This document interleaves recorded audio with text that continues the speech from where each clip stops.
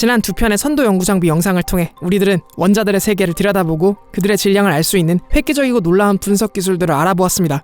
곁들여 이들을 활용한 실질적인 연구들도 알아보았죠. 오늘은 이들 선도 연구장비의 끝편으로서 우리들을 구성하고 있는 원자, 그 내부의 미세한 정보를 읽어내는 NMR, 그리고 MRI 분석 장비들의 원리, 그리고 마지막으로 직접 나노세계의 기술을 단 하나의 시스템으로 엮은 초정밀하고도 놀라운 시스템을 만나볼 것입니다.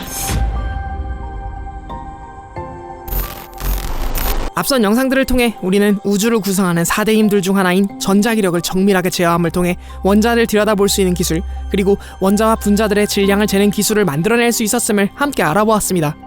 그런데 과학자들은 이에 그치지 않고 원자 내부를 이루는 구성원인 원자핵의 특성을 활용해 물질을 분석하는 방법 또한 알아냈습니다. 원자는 원자핵과 전자로 이루어져 있습니다. 그런데 이 두 가지의 원자를 이루는 작은 입자들은 모두 스핀이라는 물리량, 즉 특성을 가지고 있죠. 이 스핀이라는 특성은 고리처럼 생긴 도선에 전류가 흐르게 되었을 때 나타나는 자기장처럼 작은 입자에게서 나타나는 아주 작은 자기장 값을 말합니다. 그러나 유감스럽게도 저 작은 입자들이 진짜 스핀, 즉 축을 중심으로 빙빙 돌고 있지는 않습니다. 왜냐하면 실제로 부피를 가진 전하가 회전운동을 하게 되면 전자기파가 만들어져 에너지가 소실되어야 하는데, 작은 입자들이 갖는 스핀이라는 물리량은 양자화되어 있어서 그렇지 않고 자신의 에너지를 잘 유지하고 있거든요. 우리의 상상으로는 이해하기 힘든, 그래서 수학으로만 알 수 있는 어떤 원리가 잘 숨어 있는 것입니다. 그리고 과학자들은 이 스핀을 이용하여 물질을 구성하는 원자핵이 무엇인지 분석할 수 있는 장비를 만들어냈습니다. NMR은 기본적으로 분자에 있는 핵 스핀을 이용하는 건데, NMR이라는 명칭 자체가 뉴클리어 마그네틱 레조넌스, 뉴클리어에 있는 스핀과 마그네틱과 공명 형상이 일어나면서 이제 측정을 할 수가 있습니다. NMR에는 커다란 자석이 들어가 있고 그 안에 샘플이 들어가게 되면은 핵 스핀이 에너지 스테이트가 갈리게 되고요. 그 에너지 스테이트가 갈리는 걸 이용해서 측정하게 되는 건데, 대표적으로 수소 아니면은 카본, 나이트로젠 이런 거를 측정할 수 있습니다.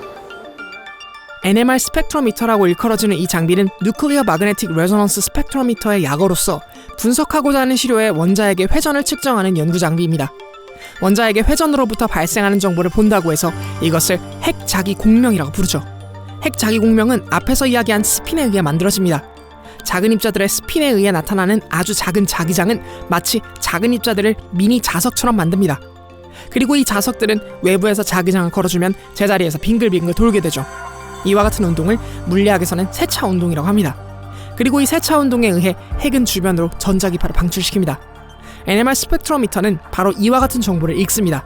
그런데 모든 원자핵의 정보를 읽을 수 있는 것은 아니고, 분석하는 원자의 스핀 양자수가 자기장을 걸었을 때 에너지의 차이가 존재해야 한다는 특별한 조건을 달성하는 원자핵들의 정보만 읽어낼 수 있죠. 이를 만족하는 대표적인 핵종들을 나열해보자면 1수소, 13탄소, 15질소, 19플루오린, 그리고 31인 등이 있습니다. 때문에 NMR은 이와 같은 표적으로 삼을 수 있는 원소들이 주변 원자들과 어떻게 결합하고 상호작용하고 있는지 등을 분석하며 이들의 분자 내에서의 움직임에 대한 추정 연구, 또는 이들을 주 구성원으로 하는 유기물들의 초정밀한 분석 등에 널리 이용되고 있습니다. 처음 이와 같은 연구 장비를 고안했던 사람은 미국의 물리학자 이시도어 라비였습니다. 1938년 그는 핵자기 공명 현상을 인위적으로 발생시켜 기체 상태의 원자핵의 자성, 즉 핵자기를 측정하는 데 성공했죠. 이에 관한 공로로 그는 노벨상을 받게 됩니다. 이어 퍼셜과 블로우는 고체 그리고 액체 상태의 물질 내에서도 이와 같은 핵자기 공명이 일어날 수 있음을, 그리고 이에 관한 정보를 읽을 수 있음을 밝혔죠. 이 덕분에 이들 역시 노벨상을 수상합니다. 그런데 진짜 혁신은 이 다음 세대의 연구에서 나타나게 되죠. 에른스트가 FT-NMR을 개발하면서 좀 더 복잡한 물리적인 현상을 다룰 수가 있게 되었죠. 이 전까지는 간단하게 수소만 보거나 탄소만 보거나 질소만 보거나 이런 식으로만 가능했었는데, FT-NMR이 개발되고 나서부터는 수소와 탄소 간의 상호작용 이런 것들을 좀 더 깊이 볼 수가 있게 되었습니다. 리차드 에른스트, 스위스의 화학자였던 그는 1966년 오늘날의 근간이 되는 NMR 분석 장비에서의 가장 중요한 원리를 발견했고 분석 장비에 적용하였으며, 이로 인해 노벨상을 수상한 또 하나의 인물입니다. 그 원리는 다름 아닌 퓨리의 변환 기법을 핵 자기 공명 분석에 적용한 것이었습니다. 에른스트 이전까지는 간단하게 어느 한 종류의 신호가 좋은 원자핵만을 볼 수 있었다면, FT-NMR의 도래로 인해 과학자들은 수소와 탄소의 상호작용과 같은 분자를 이루는 원자핵들의 미미하지만 분명한 신호의 차이를 분리해서 읽어낼 수 있게 되었던 것입니다. 이를 통해 NMR은 분자의 결합 구조를 분석하는 능력을 얻어낼 수 있게 되었습니다. 이어 1981년 에른스트와 같은 대학에 있던 쿠르드 비트리이는 NMR을 이용한 액체 상태의 생체 고분자 물질 구조를 3차원으로 분석하는 방법에 관한 아이디어를 세상에 내놓았습니다. 이를 통해 NMR이 인간의 질병을 진단하고 치료하는 데 사용될 수 있음을 알렸으며 이후 폴 라우터버, 피터 맨스필드와 함께 NMR의 기본 원리를 활용해 체내를 들여다보는 장비, 오늘날의 자기 공명 영상 장치, 즉 MRI가 만들어짐에 따라 의과학 분야에서의 눈부신 발전을 이뤄내게 됩니다. 기초과학 분야의 연구와 발전을 도모하는 한국기초과학지원연구원에도 선도 연구 장비로서 NMR 그리고 MRI 장비들을 보유하고 있습니다. 오늘날까지 오며 지속적으로 개량되고 진보되었기 때문에 최첨단 성능을 지니고 있죠. 가장 먼저 소개드릴 장비는 900MHz 핵 자기 공명 분광기입니다. 지금 이 장비가 900MHz NMR이고요. 이 장비는 한국에서 딱 한 대밖에 없는 장비로 KBSI에 위치하고 있습니다. 대한민국에 있는 단 한 대의 NMR 장비인 900MHz NMR. 그런데 NMR 앞에 붙은 숫자와 주파수는 무엇을 의미하는 걸까요? 기본적으로 수소에 공명하는 주파수를 얘기를 하게 됩니다. 그 수치가 높다는 거는 수소를 봤을 때 수소는 보통 두 개의 에너지 스테이트로 갈리게 되는데 그 에너지 스테이트의 폭이 점점 커진다고 생각을 하게 됩니다. 더 세세하게 픽의 갈라짐 이런 거를 볼 수가 있고요. 볼 수 있는 신호 자체도 커지게 됩니다. 장비에 기재된 숫자의 단위는 헤르츠, 즉 초당 핵 자기 공명의 주파수가 얼마나 세밀하게 나눠지는가에 대한 정보로 이루어져 있습니다. 700MHz보단 800MHz가 그리고 그보다는 900MHz가 보다 더 세밀한 핵 자기 공명 정보를 읽어낼 수 있는 것입니다. 700MHz나 800MHz NMR은 샘플이 자동으로 분석 장비 안으로 들어가는 시스템을 가지고 있지만 900MHz NMR은 샘플을 직접 넣어주어야 합니다. 이거는 NMR 프로브고요. 이 관이 이제 NMR 안에 들어가 있는 거죠. 이 주위에 초전도 자석이 위치하고 있고요. 이게 프로브인데 여기 코일이 막 감겨져 있어요. 아하. 저희가 샘플을 넣을 때는 코일이 감겨져 있는 위치에 따라서 이 샘플을 넣어주게 되고요. 네. 그 샘플을 넣으면 이런 식으로 삽입이 됩니다. 어허. 이제 샘플을 이런 식으로 꼽고 밑에서부터 위로 올리는 상태면은 안이 지금 NMR 장비 안에 들어가 있겠죠. 예. 자기장이 가장 센 부분이 이 부분이거든요. 네. 그래서 이 샘플이 이렇게 위치를 하게 됩니다. 분석하고자 하는 샘플을 넣었다면 이제 분석을 해볼 차례입니다. NMR이 보여주는 데이터는 과연 어떤 모습을 띠고 있을까요? 이 케미칼은 알파 아이론이라는 케미칼이고 기본적으로 저희가 알다시피 뭐 CH3, 그러면 CH, CH2에 대한 정보들이 다 있는 거죠. NMR은 프로톤에 대한 시그널 정보를 알 수가 있고 수소가 몇 개씩 들어가 있는지 그런 걸 알 수가 있거든요. 이런 식으로 저희가 데이터를 볼 수가 있어요. 각각의 위치에 따라서 이렇게 픽이 나오게 되는데 수소가 주위의 케미칼에 의해서 어떤 영향을 받고 있느냐에 따라서 다 전부 다 다르게 나타납니다. 그래서 주위에 있는 수소에 의해서 영향을 받을 수가 있고 아니면 근처에 있는 탄소에 의해서 영향을 받을 수도 있거든요. 그 영향 받는 거에 따라서 이제 픽의 위치가 다르게 나타납니다. 그래서 간단하게 살펴보면은 CH3가 4개가 있잖아요. 이 CH3 같은 경우는 주위에 그 이중결합이 있죠. 예. 얘와 얘는 주위에 없는 그냥 사이클로헥산 링으로 되어 있고요. 예. 이 CH3 같은 경우는 주위에 케톤이 하나 있죠. CH3 같은 경우는 거의 초반 ppm 0부터 한 2.5 ppm 사이에서 전부 다 나타내는 거고 이 ppm들을 이제 인테그레이션 해가지고 이 픽의 높이들을 전부 다 계산을 해봐요. 그래서 이거를 1로 기준을 잡았을 때 옆에 있는 거는 0.99998 나오죠. 이것도 인테그레이션 해봤을 때 1.0114 나오고 지금 이게 CH3일 거거든요. 이걸 인테그레이션 해보면은 1.0026 나와요. 이렇게 전부 다 1에 근접한 값들을 나타내게 되죠. 그럼 이게 이 4개가 전부 다 CH3를 나타내고 있는데 이 CH3가 어떤 주위에 영향이 있냐에 따라서 이게 위치가 다르게 나타나는 거죠. 다른 것도 조금씩 더 해보면은 CH를 한번 알아볼게요. 이중결합 있는 CH가 여기 하나, 여기 하나, 여기 하나 있을 거거든요. 이중결합 쪽에 있는 CH 같은 경우는 5에서 7.5 ppm 이 사이에서 전부 다 나타나게 되고요. 지금 이렇게 나오는 요 3개의 픽 이중결합에 의한 CH라고 생각이 돼서 인테그레이션을 한번 해볼게요. 0.3, 0.3. 네, 얘도 0.3, 얘도 0.3 거의 근접한 값이 나오죠. 네. 얘를 한 개 수소라고 생각이 되니까 인테그레이션을 기준을 1로 잡아주면은 전부 다 1, 1, 1 나오게 되죠. 그리고 아까 CH3를 저희가 했잖아요. CH3를 다시 살펴보면 3333 세 개의 수소의 값을 나타내는 거라고 알 수 있죠. 와, 얼추 맞네요. 네, 이 정수비가 항상 딱 떨어지진 않는데 예. 네, 얼추 맞게 됩니다. 이와 같이 핵 자기 공명으로부터 분석해낸 신호를 읽으면 어느 특정한 분자 안에 들어있는 구성 성분이 어떤 물질로 이루어졌는지를 유추를 통해 알 수 있습니다. 뿐만 아니라 어느 특정한 분자가 어느 위치에 결합했는지, 특정 약물이 어떤 단백질에서 기능을 수행하는지도 알 수 있습니다. 위치 확인을 이제는 해봐야 되잖아요. CH가 이렇게 세 개가 나타나는 걸 알고 있는데 얘가 뭐고 얘가 뭐고 얘가 뭔지 확인을 해봐야 돼요. 아하, 예. 네, 간단히 알 수 있는 건 일단은 뭐 위치적으로도 알 수가 있긴 한데 얘는 지금 4개의 픽으로 갈라져 있죠. 네, 4개의 픽. 4개의 픽이 갈라져 있으면은 주위에 3개 정도의 수소에 의해서 영향을 받거든요. 예. 그래서 지금 저는 얘라고 생각되네요. 여기라는 것을, 이 위치라는 거를 여기 있는 이 4개의 피크 정보로 유추해 볼 수 있는. 네, 유추해 볼 수 있죠. 지금은 되게 간단한 몰레큘이잖아요. 예. 좀 더 복잡한 몰레큘로 가게 되면은 단순히 이 위치 확인이 맞아 들어가지가 않아요.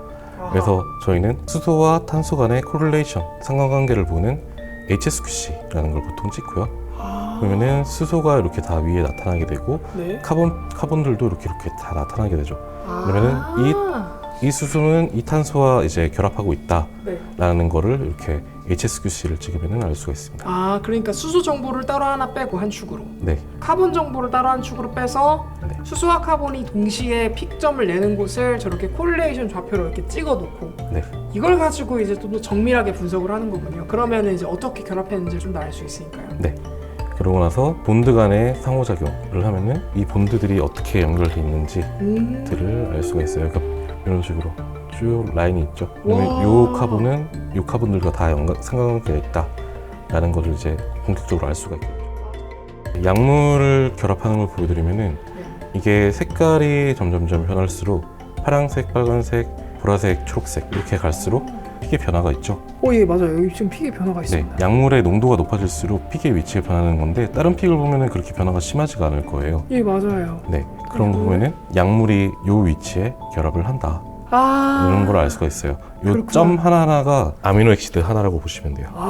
네. 그래요? 네, 그래서 이걸 나중에 쭉 모아보면은 이제 어디 결합한다를 알 수가 있죠. 이렇게 알 수 있는 거군요. 네. 그러나 보시는 바와 같이 NMR이 보여주는 신호를 아무리 성능이 좋은 NMR 선도 연구 장비를 운용한다고 해도 연구자가 해당 물질에 대응하는 픽이라는 것을 구별해낼 수 없다면 이와 같은 정보들은 무용지물이 될 것입니다.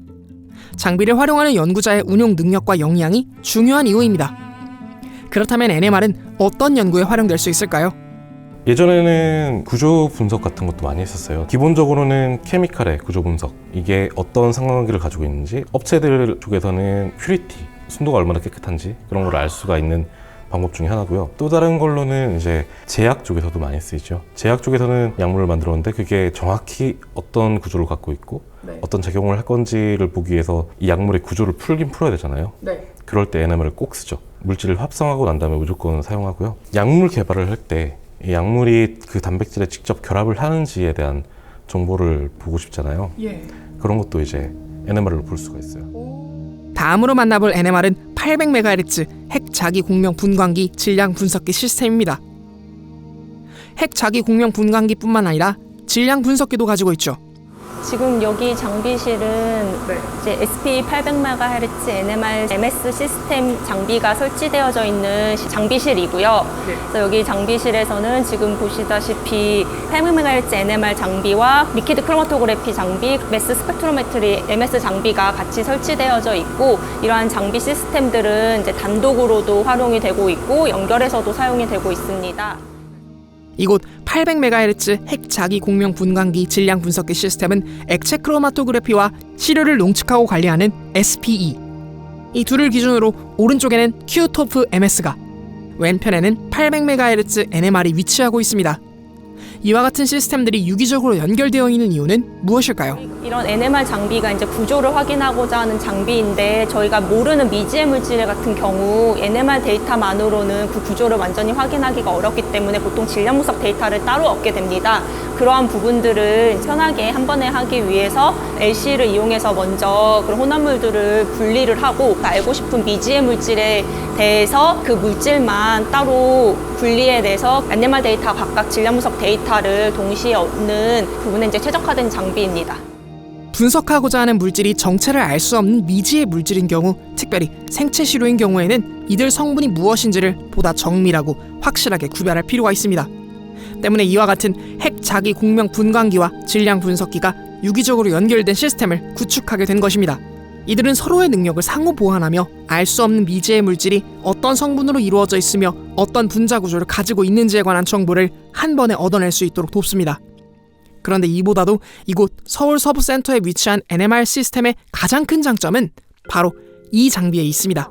지금은 이제 NMR 장비만을 활용을 해서 생체 내의 대사 물질을 분석하는 실험을 진행할 수 있고, 보시면 오토샘플러 장비를 활용을 해가지고 480여 개의 그런 임상시료를 한 번에 분석이 가능한 장비입니다. 혈액이나 소변이나 동물 모델 같은 경우는 조직 시료에 있는 탄수화물, 아미노산, 유기산들 같은 그런 물질들을 저희가 확인을 해서 비교를 통해서 질환 관련 대사 물질들 변화 연구를 하고 있습니다. 여러 질환의 환자들, 예를 들면은 비알코올성 지방간이라던가 만성 신부전 환자들의 혈액과 소변 시료를 받아서 그 안에 대사 물질들을 데이터를 확보를 하는데요. 지금 보시면은 만성 신부전 환자의 소변 시료를 찍었던 분석인데요. 이게 되게 양이 많아가지고 한 2,000여 개의 시료인데, 지금 보시면 요 샘플들이 다 NMR 장비를 활용해서 분석을 한 거고요.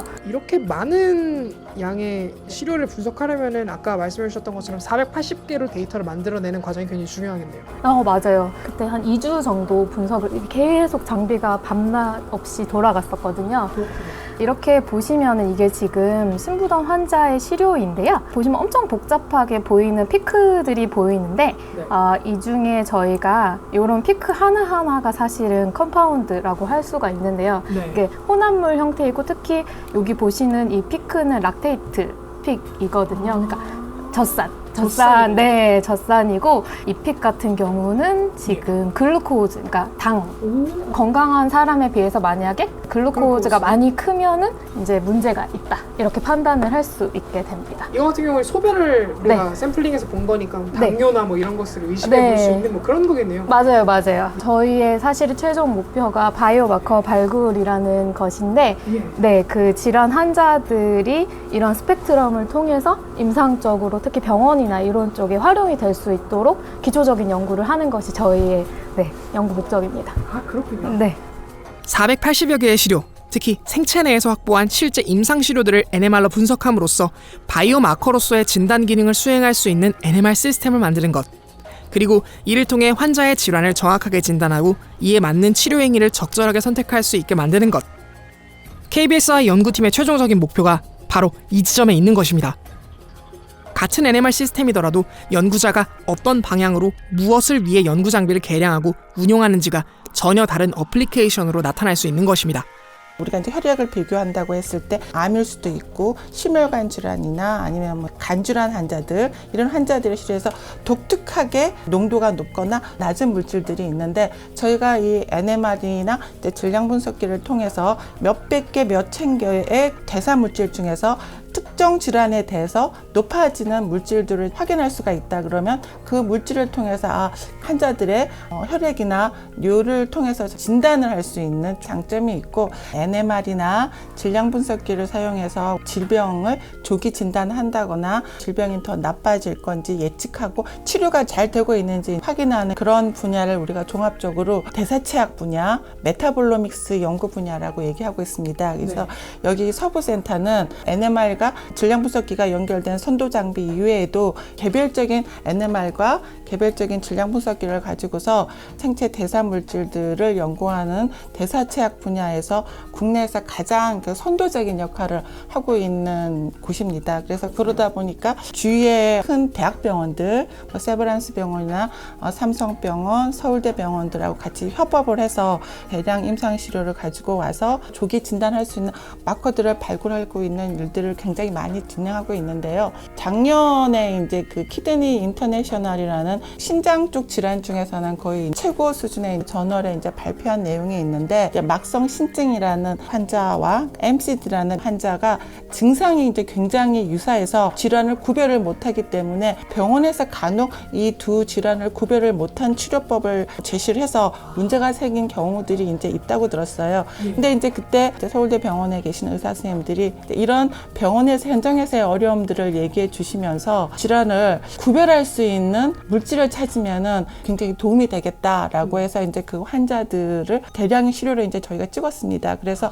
결론적으로 생체 내에 있는 퍼머레이트라는 물질이 시료들에서 차이가 많이 나는 물질로 저희가 이제 발견을 하고, 뇌에 있는 대사 물질이다 보니까 우리가 측정하기도 되게 쉽습니다. 그 물질을 찾고 이제 메커니즘을 연구를 해서 이제 말씀드렸던 키드니 인터내셔널이라는 이제 굉장히 최고 수준의 이제 저널에 발표한 게 아마 큰 연구 성과라고 말씀드릴 수 있습니다.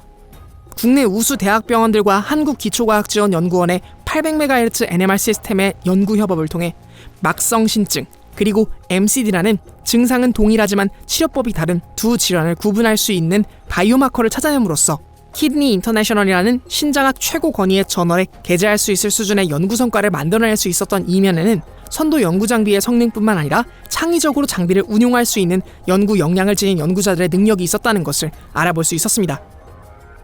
마지막으로 핵 자기 공명을 얻어내는 동일한 원리를 지녔지만 핵 자기 공명을 일으키는 분자들의 위치 정보까지 파악할 수 있어 이것을 이미지로 만들어낼 수 있는 장비인 MRI. 그 중에서도 자기장이 아주 강한 선도 연구 장비인 7테슬라 인체용 자기 공명 영상 장치를 만나볼 것입니다. 저기 보이는 게 자석이에요. 70 자석이고요. 네. 저기 안에 보이는 게 RF 코일인데요. 즉 브레인 전용 코일이에요. 그래서 환자의 머리를 찍을 때는 저 코일을 사용해서 찍고요. 네. 그다음에 무릎을 찍을 때는 무릎 코일, 손목을 찍을 때는 손목 코일을 활용해서 최적화된 상태에서 영상을 얻고 있습니다. RF 코일은 저희가 왜 쓰는 건가요? 자기의 공명 주파수에 맞는 RF를 쏘여줬을 때만 레조넌스가 일어나거든요. 예. 그렇기 때문에 RF를 줘야겠죠. 네. 그 주기 위한 장비가 RF 코일이고요. 그다음에 주는 것뿐만 아니라 신호를 받는 것도 라디오 프리퀀시 파장이기 때문에 RF 코일을 받습니다. 아하. 그래서 그것을 주고 받기 위해서 신체 부위에다가 RF 코일을 채워야 되는군요. 네, 맞습니다. 저기 보이는 게 이제 뇌 쪽에 네, 머리를 찍기 위한 머리를 코일이고요. 찍기 위한. 그러면 이 모양을 보시면 머리에 딱 맞게끔 되어 있어요. 머리 쓰는 것처럼. 그러게요. 네. 보시는 바와 같이 MRI는 자기장이 걸려있는 거대한 구조 안으로 머리와 다리 그리고 팔 등을 찍을 수 있는 RF 코일들과 함께 촬영하고자 하는 대상이 직접 들어가는 구조로 되어 있습니다. NMR과는 다르게 MRI가 핵 자기 공명 신호를 이미지로 만들어내는 원리는 무엇일까요? MRI가 NMR이랑 원리적으로는 같은데 차별점이 있을 것 같아요. 어떤 점이 다른가요? 솔루션 NMR인 경우에는 용액에 담겨져 있는 물질을 분석하는 장비예요. 네. 근데 이거는 어떤 특정 위치 정보를 알 수 없고 균일하게 분포하는 물질에 대해서 분석을 하는 거고요. 네. 저희는 이제 어떤 단면의 영상을 얻는 거잖아요. NMR 장비가 영상이 되게 하기 위해서는 위치 정보가 있어야겠죠. 그래서 위치 정보를 추가한 장비가 MRI 장비라고 생각을 하시면 돼요. 기능적으로 좀 진보한 거네요. 그쵸. 위치 정보까지 추가로 알게 그쵸, 맞습니다. NMR인 경우에는 균일한 자기장에서 실험을 하게 돼요. 그러면은 고유의 자기 공명 프리퀀시가 정해지게 돼요. 네. 그런데 MRI 같은 경우에는 사람에게 가장 많이 분포하는 물에 대한 프로톤 신호를 많이 얻거든요. 그럼 어디에 있어도 다 프로톤은 한 주파수로 움직이게 되게 돼 있어요. 네. 그래서 그냥 자장에 넣으면 물 신호 그냥 하나밖에 안 나와서 위치 정보가 없죠. 근데 그 위치 정보를 주기 위해서 또 다른 자장을 걸어주는 거예요. 그게 그레디언트라는 건데요. 그레디언트라는 거는 자장을 위치에 따라서 균일하게 변화시켜주는 자장이에요. 그렇게 되면 같은 물질이 있어도 위치에 따라서 레조넌스 프리퀀시가 달라지게 되는 거예요. 그래서 달라진 프리퀀시를 위치로 트랜스폼을 하면 위치 정보가 되는 거예요. 분석하고자 하는 대상에 NMR은 균일한 자기장을 걸어주게 됩니다.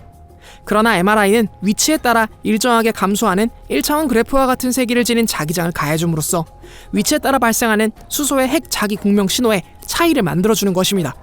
이 차이를 분석하여 이미지로 만들면 우리가 원하는 위치에 있는 핵 자기 공명 신호를 이미지로 만들 수 있고, 이를 이용하면 생체를 해부해보지 않고서도 내부에 어떤 변화가 일어나고 있는지, 혈관과 신경 다발의 모습은 어떠한지, 종양은 없는지 등을 알 수 있는 것입니다.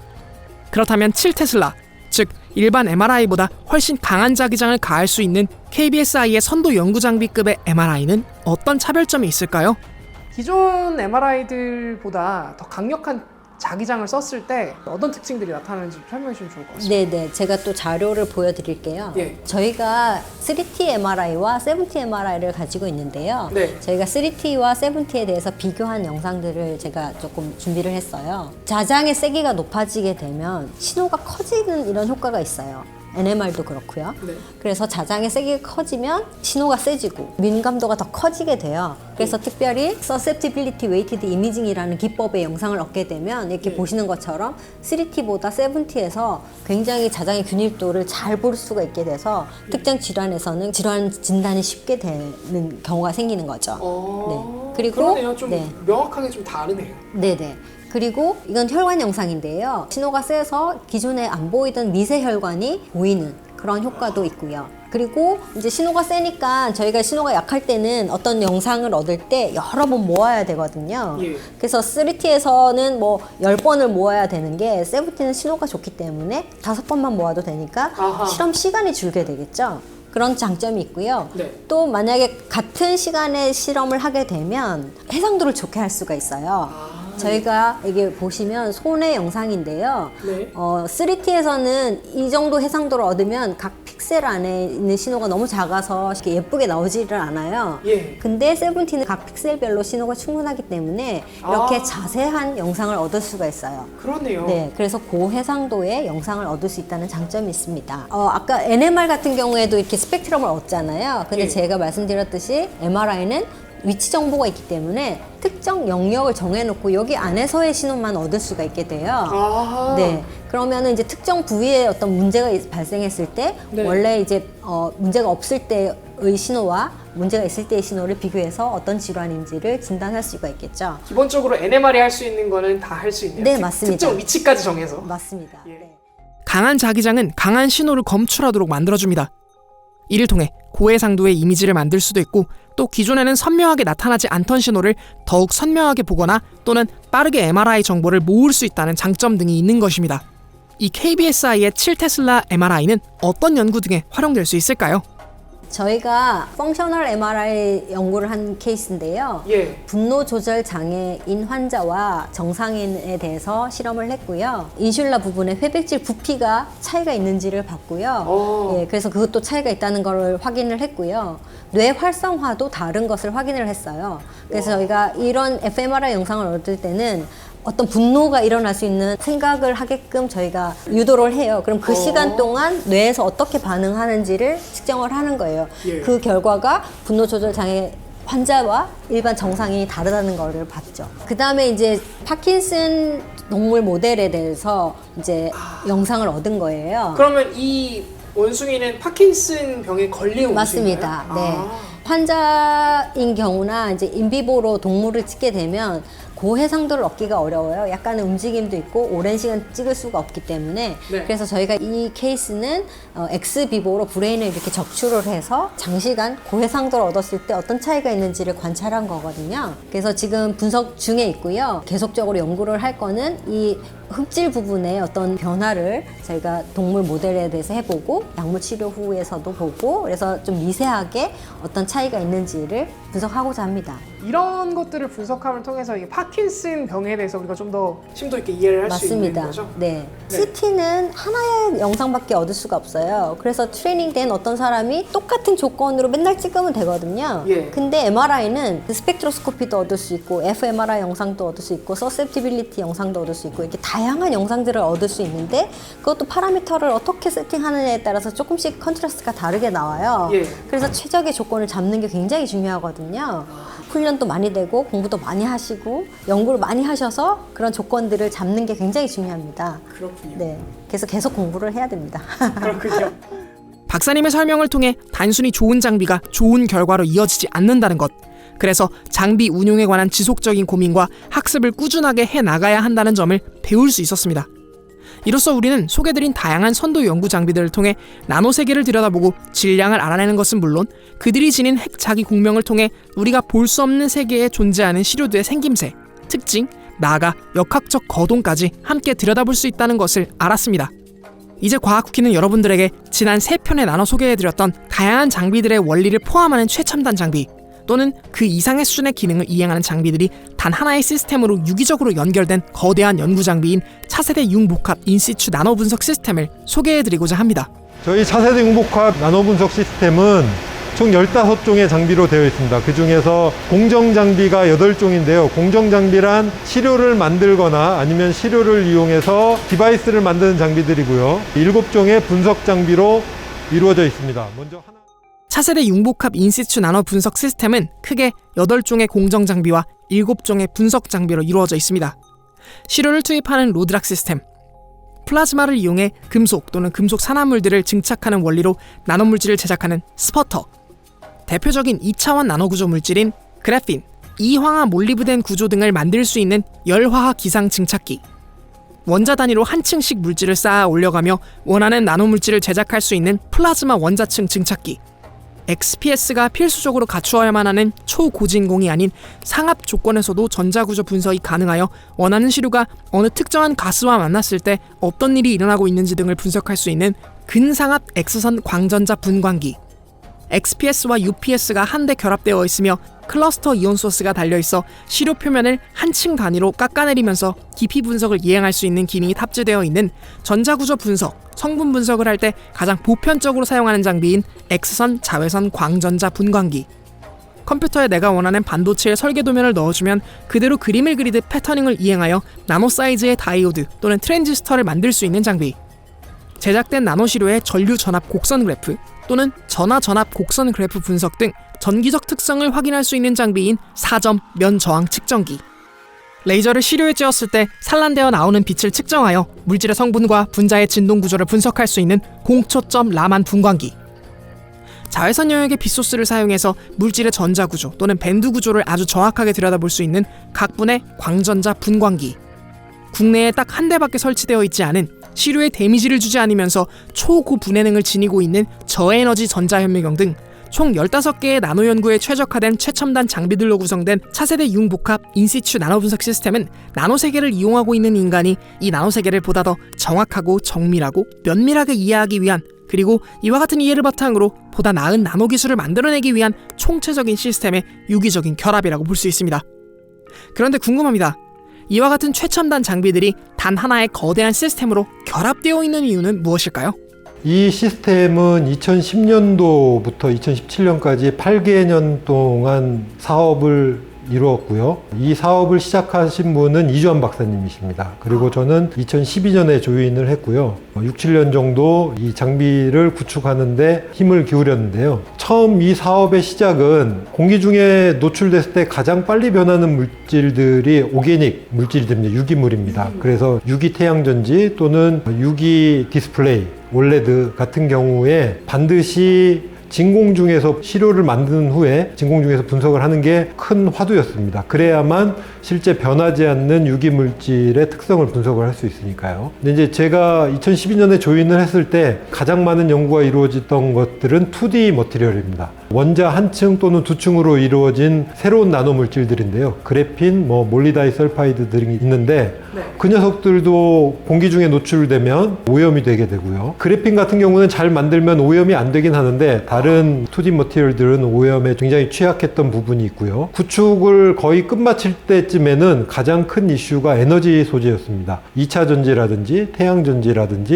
이런 경우에 공기 중에 노출되었을 경우에 산화가 쉽게 일어나기 때문에 그런 머티리얼들을 분석할 수 있도록 장비가 구축이 되었습니다. 또 한 가지 고민을 해보자면 이제 아주 얇은 막들이 적층되는 구조로 디바이스들이 만들어지기 때문에 그때 계면에서 일어나는 일이 정말 중요했는데, 만약에 우리가 인시추로 하지 않고 익스티추로 각각의 계면을 만든 후에 공기 중에 꺼내서 붙이게 되거나 하면은 오염된 계면에서 나오는 정보만을 얻게 돼서 우리가 원했던 시료 진짜 계면이 아닌 오염된 계면에서 나오는 신호들로 잘못된 판단을 할 수 있게 되었습니다. 그런 부분들을 잘 분석하기 위해서 인시추 시스템을 구축을 하신 게 계기가 된 것이군요. 저희가 사용하려고 하기보다는 이제 많은 이용자들이 사용할 수 있는 시스템입니다. 저희 연구원은 장비를 구축을 하면 그 장비들이 외부의 이용자들, 연구원들이나 대학의 교수님들, 학생들이 쓸 수 있도록 하기 때문에 장비 하나하나를 선정하고 그 장비의 기능 등을 설정할 때 어떤 것들은 범용적으로 가장 많이 사용되는 기능들을 위주로 했고요. 어떤 부분에는 국내에 없어서 스페시픽하게 이런 것들이 가능하다라는 걸 설정하기 위해서 장비를 모디파이하고 장비의 기능 등을 설정을 했습니다. 나노 세계의 시료들은 기본적으로 나노 스케일, 즉 매우 작은 시료들이라는 특징이 있기 때문에 아주 큰 문제가 발생할 수 있는데요. 일상 스케일에서 공기 분자는 너무나 작아 그 존재조차 제대로 인지할 수 없는 반면, 나노의 세계에서의 공기 분자는 나노 물질의 기능과 구조를 치명적으로 망가뜨릴 수 있을 만한 아주 위험한 오염원입니다. 어느 특정한 나노 반도체 구조를 만들어 놓고 이것을 분석하기 위해 분석 장비로 옮기는 동안 자기 자신 수준의 크기인 공기 분자들과의 충돌, 산화 등 다양한 오염 환경에 노출될 수 있는 것이죠. 때문에 차세대 융복합 인시추 나노 분석 시스템은 이와 같은 문제점을 근본적으로 해결하기 위해 8종의 나노 구조를 만들 수 있는 공정 장비와 7종의 나노 구조를 분석할 수 있는 분석 장비를 중심에 위치한 리니어 트랜스퍼 시스템, 직역하면 시료를 각 분석 장비들로 선형적으로 운반할 수 있는 초고진공 환경의 운반 시스템으로 연결해 두어 오염의 문제로부터 자유로워질 수 있었습니다. 그렇다면 이 차세대 융복합 인시추 나노 분석 시스템은 실제로 연구자들에게 어떻게 이용될 수 있을까요? 이에 관한 예시를 들여다볼 수 있었습니다. 저희는 오늘 카파 카탈리스트를 사용을 해서 그래핀을 합성할 예정입니다. 이렇게 그래핀을 합성하게 되면 후에는 저희 리니어 트랜스퍼 시스템을 사용을 해서 운송을 하고 원하는 각각 분석을 하려고 합니다. 제일 처음에는 시료 준비를 해야 하고요. 열화학 기상 증착기 장비로 가시죠. 먼저 열화학 기상 증착기를 통해 구리 표면에 한 층의 그래핀을 합성합니다. 이렇게 만들어진 그래핀이 잘 합성되었는지를 분석하기 위해 우리는 크게 2가지 분석 장비를 이용할 것입니다. 하나는 분자의 진동 구조를 분석하는 공초점 라만 분광기, 다른 하나는 소재의 성분 분석을 할 수 있는 XPS를 이용할 것입니다. 단 한 층의 레이어로 이루어진 그래핀이 공기 등과 같은 물질의 오염으로부터 보호될 수 있도록 보시는 것과 같이 11m로 이루어진 리니어 트랜스퍼 시스템을 통해 운반되고 있는 것을 확인할 수 있습니다. 이처럼 운반된 시료는 글로우 박스 속에 들어있는 라만 분광기를 통해 1차적으로 분석되게 됩니다. 현재 구리막 위에 합성이 된 그래핀을 지금 어떤 구조를 가지고 있는지 잘 합성이 되었는지 확인하기 위해서 라만 분광기라고 하는 장비에 앉아 있습니다. 지금 보이시는 것은요 글러브 박스인데요. 저희는 좀 특이하게 라만 분광기를 글러브 박스 안에다가 인입해 놨습니다. 네. 실제적으로 저희 장비는 공기 노출 없이, 그다음에 표면에 시료 입장에서 봤을 때는 표면이 오염되지 않은 상태를 유지하기 위해서인데요. 그러기 위해서는 라만 분광기라고 하는 장비는 진공 장비가 아니기 때문에 이렇게 글러브 박스를 사용을 해서 대기 노출하지 않게끔 만들어 놨습니다. 네. 실제 글러브 박스에서는요 비활성 기체인 아르곤을 채워서 이렇게 환경을 유지하고 있습니다. 저희 글러브 박스가 이렇게 리니어 트랜스퍼에 연결이 되어 있습니다. 아하. 그래서 합성이 된 시료가 라만 분광기를 분석하기 위해서는 해당 뷰포트로 오게 되고요. 이동된 시료를 이렇게 마그네틱 바를 사용을 해서 빼내게 됩니다. 시료는 대기 노출하지 않은 상태를 유지하고 있고요. 라만 분광기에 저희가 셋업을 할 수가 있습니다. 세팅을 할 수 있습니다. 그렇군요. 저희는 이렇게 라만 분광기가 글러브 박스에 있기 때문에 일일이 이렇게 작업을 해야 합니다. 좀 불편할 수는 있겠지만 그래도 저희가 인트린직한 프로퍼티를 볼 수 있기 때문에 이 정도는 감수해야 되는 거죠. 사실 굉장히 중요한 기술인 것 같아요. 이렇게 네. 외부로 공기에 노출되지 않고 이 안에서 할 수 있다는 거는. 네, 맞습니다. 이런 시스템이 국내에 많이 존재하지는 않고 있습니다. 지금 보시면 내부가 이렇게 생겨 있고요. 예. 네, 광학 현미경입니다. 아, 네. 예. 그리고 저 뒤에는 저희는 다이오드 타입을 쓰는데요. 네. 다이오드에서 저희가 가지고 있는 것은 그린 레이저와 레드 레이저입니다. 예. 785 나노미터는 저희가 레드 레이저로 쓰고 있고요. 532 나노미터 파장을 저희는 그린 레이저로 쓰고 있습니다. 아하. 네, 요거는 실리콘 웨이퍼에 전사되어 있는 그래핀이고요. 아, 예. 실리콘 웨이퍼 위에 지금 네네. 그래핀이 있는 거예요? 그래서 네네. 이렇게 보라색을 띠는 건가요? 보라색은요, 실리콘 웨이퍼는 실제적으로 실리콘 옥사이드가 없다면 실버, 은색깔입니다. 네. 그리고 여기에 300나노의 실리콘 옥사이드가 있기 때문에 보라색을 띠고 있습니다. 아. 사실 이 두께가 변한다면 색깔은 변할 것입니다. 아, 그렇군요. 네, 이렇게 사각형으로 지금 이렇게 아, 뭐가 올라가 있네요. 있습니다. 보입니다. 네, 한 층에 그래핀이 올라가 있는 것을 볼 수가 있고요. 예. 네, 이거는 보여드리기 위해서 준비를 하는 시료이고 예. 실제적으로는 이렇게 구리막이 나오게 될 겁니다. 아하. 네. 아, 이렇게 왔네요. 네, 합성이 끝난 그래핀이 합성이 된 이제 구리막이라고 보시면 될 것 같습니다. 이렇게 넣어주고요. 예. 문을 닫아줍니다. 이제 본격적으로 분석을 해볼 차례입니다. 합성이 끝난 그래핀은 라만 분광기에 어떤 정보를 줄까요?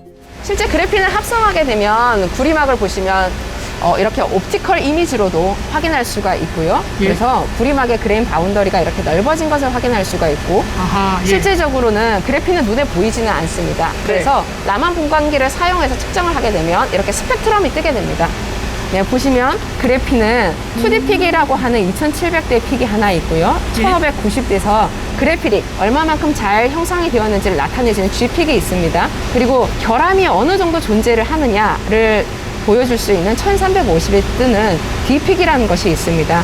그래서 그래핀이 어떻게 잘 형성이 되었는지 평가는 D픽이 거의 없고 G픽과 2D픽의 인텐시티 레이쇼를 비교를 했을 때 0.5보다 적게 된다면 이것은 한 층의 그래핀이 잘 형성됐다는 것을 나타냅니다. 만약에 이쪽에 있는 말씀하셨던 1350 웨이브 넘버가 됐을 때 거기에 픽이 찍힌다는 거는 네, 결함이 많이 존재한다는 것입니다. 결함이라고 하는 것은 그래핀이 합성이 될 때 시드와 시드가 형성이 되어서 점점 커지면서 머징이 되는데요. 이럴 때 라인 결함이 형성하게 되고요. 하나하나의 아톰이 다 형성하지 못해서 점 결함을 형성하게 됩니다. 이런 결함을 나타내는 부분이 여기 D픽입니다. 아, 그러면 저기 있는 신호가 작으면 작을수록 좀 더 그래핀이 잘 품질이 얇게 맞습니다. 네, 성장이 품질이 되었다. 좋다라는 것을 나타냅니다. 그렇군요. 라만 분광기를 통해 그래핀 합성이 구조적으로 잘 이루어졌는지를 알아보았다면 다음으로는 XPS 장비를 통해 그래핀을 구성하는 표면의 물질 성분을 분석할 차례입니다. 이 또한 리니어 트랜스퍼 시스템을 통해 오염으로부터 자유로운 분석이 가능하죠. 차세대 융복합 인시추 나노 분석 시스템의 가장 매력적인 특징입니다. 저는 문준희 박사님이 키운 그래핀 시료에 불순물이 있는지를 측정하기 위해서 지금 XPS 앞에 와 있습니다. 예. 그래핀을 성장을 하고 나면 카파 위에 그래핀만 있는지 또는 불순물이 특히 옥시전이 산소가 많이 들어가서 그래핀 옥사이드가 생겼는지를 확인하게 되고요. 구리기판에도 산소가 뭐 끼어 있는지 이런 것들을 확인을 할 수가 있습니다. 어떻게 확인하나요? 이 XPS란 툴은 아인슈타인이 노벨상을 받은 광전 효과라는 이론을 이용해서 만든 툴입니다. 그래서 빛을 쪼여서 전자를 끄집어내고 그 네. 끄집어낸 전자의 운동 에너지를 가지고 성분을 확인을 할 수가 있습니다. 아, 정말요? 네. 그래서 여러 가지 빛 소스를 사용하는데요. 네. XPS라고 하면 엑스레이를 사용하고요. 네. UPS라고 하면 울트라바이올렛, 자외선을 사용을 하게 됩니다.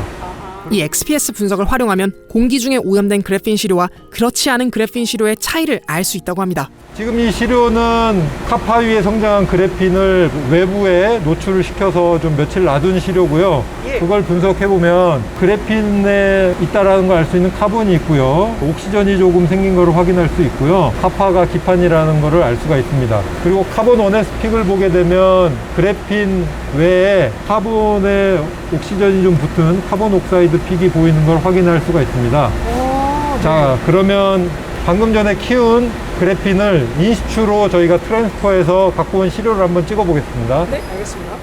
과연 어떤 차이가 발생했을까요? 함께 들여다볼까요? 지금 이렇게만 봐도 자, 지금 네. 피크점이 다른 지점이 몇 가지 보이는 것 같습니다. 네, 여기가 산소가 나오는 부분인데 예. 보시면은 산소가 거의 없고 아주 작은 영역에 산소가 보이고 예. 이쪽을 보시면 산소가 굉장히 크죠. 아, 예, 그러네요. 이제 보시면 돼요. 아, 아까랑 분명히 다른 그래프의 형태가 보이네요. 아까는 여기에 지금 예. 산소 쪽에 피크가 좀 많이 올라와 있었는데 지금은 예, 아, 외부에 노출된 그래핀 시료가 산화가 됐을 때 이렇게 그래핀 옥사이드 픽이 보이는데요. 예. 인시추로 시료를 가져와서 분석을 하게 되면 산소가 없는 아주 깨끗한 그래핀이 만들어지는 것을 확인할 수가 있습니다. 그렇군요. 그래서 저희가 이제 아주 얇은 막들을 그리고 공기 중에 노출됐을 때 오염되기 쉬운 물질들은 이렇게 인시추로 성장을 하고 분석을 하는 게 정말 중요합니다. 이와 같이 차세대 융복합 인시추 나노 분석 시스템을 활용하면 오염 없이 나노 크기의 시료를 인시추 현장에서 바로 만들어서 만들어진 시료의 특성을 바로 알 수 있음은 물론 분석을 한 후 추가적인 증착 등이 필요할 경우 바로바로 시료에 변화를 줄 수도 있는 것입니다. 그렇다면 실제 연구자들은 이 차세대 융복합 인시추 나노 분석 시스템을 어떤 연구에 어떻게 이용하고 있을까요?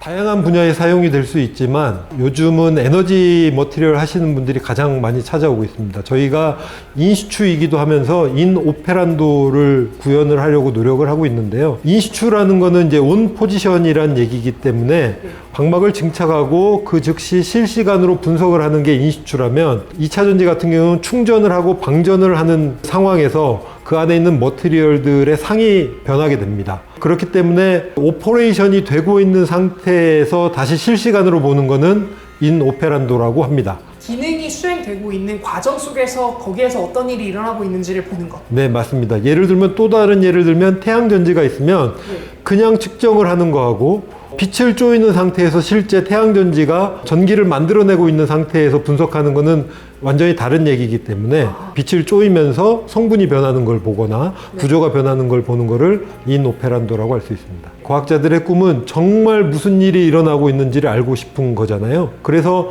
어떤 반응이 일어나기 전후가 아니라 반응이 일어나는 그 순간에 어떤 변화들이 있는지를 보고 싶어서 생겨난 툴들이 인오페란도 툴입니다. 세계적으로 많이 구축이 되고 있고요. 저희가 구축을 시작한 2010년도에는 선두에 있었고요. 네. 규모면이나 장비의 개수, 장비의 성능들에서 꽤 앞서 있었고요. 현재는 많은 국가들에서 이 장비를 구축하려고 노력을 하고 있습니다. 예를 들어 중국 같은 경우에는 저희보다 예산이 10배 더 많은 예산으로 저희가 11m밖에 안 되는데 거기는 100m짜리를 하겠다 뭐 이런 한 3년 전에 과학자분이 오셔가지고 그런 얘기를 하고 가셨습니다.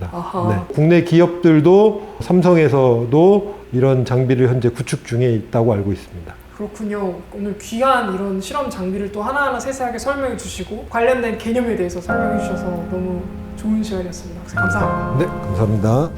지금까지 KBSI가 보유한 13개의 선도 연구 장비들의 기초적인 원리들을 살펴봄으로써 이를 통해 이행할 수 있는 나노물질들의 분석 연구에 관한 여러 지식들을 함께 알아보았습니다. 기초과학의 연구를 위해서는 연구 장비가 필수적입니다. 이러한 장비의 성능을 최대치로 끌어낼 수 있는 장비 담당 연구자의 장비 운용 능력, 그리고 연구를 만들어내는 노하우가 매우 중요합니다. 한국기초과학지원연구원의 연구자들이 끊임없는 노력과 뛰어난 연구 능력으로 선도 연구 장비들과 함께 연구 역량을 펼쳐나가고 있습니다. 지금 현재도 많은 연구기관들과 협업하여 연구를 진행하고 있을 뿐만 아니라 KBSI의 독자적인 연구도 이행하고 있죠. 이와 같이 최고 수준의 선도 연구 장비를 통해 나노세계를 보다 더 잘 이해하고 분석함은 곧 우리들의 보다 나은 삶의 질로 이어질 것입니다. 앞으로도 KBSI의 선도 연구 장비들은 더욱더 최첨단의 과학기술에 적용되어 우리들의 삶의 질이 보다 높은 곳을 추구하도록 만들어줄 것입니다. 나노세계를 현실과 이어주는 통로, 그리고 그 통로를 안내하는 최고의 가이드가 바로 이곳 KBSI에 있다는 것을 미래의 연구자를 꿈꾸는 여러분들께 알리며 영상 마무리하도록 하겠습니다. 과학후기였습니다. 감사합니다. 영상 유익하셨나요? 오늘도 제 채널을 통해 여러분의 과학적 안목에 작은 도움이 되었길 바랍니다. 제 채널은 여러분들의 영상 몰입을 위해 메인 영상이 진행되는 동안에는 광고가 노출되지 않도록 임의로 설정하고 있습니다. 그러한 이유에서 채널 운영의 대부분은 후원금 그리고 영상 제작 지원을 통해서 이루어지고 있죠. 아래 설명란에 있는 링크 또는 구독 버튼 옆에 있는 멤버십 가입으로 채널에 후원을 해주실 수 있습니다. 여기 크레딧으로 올라가고 있는 모든 분들께서 후원을 통해서 채널 운영을 도와주시고 있죠. 추가로 후원해주시는 분들께는 영상이 제작되는 동안에 미공개 영상도 만나볼 수 있도록 도와드리고 있으니 연구자들의 이야기 그리고 영상 속 뒷이야기가 궁금하신 분들께서도 멤버십 가입을 통해서 비하인드 영상을 만나보시는 것도 좋을 것 같습니다. 영상 끝까지 시청해주셔서 정말 감사드립니다. 전 또 다음 영상으로 여러분들을 찾아뵙도록 하겠습니다. 언제나 그랬듯 과학을 쿠키처럼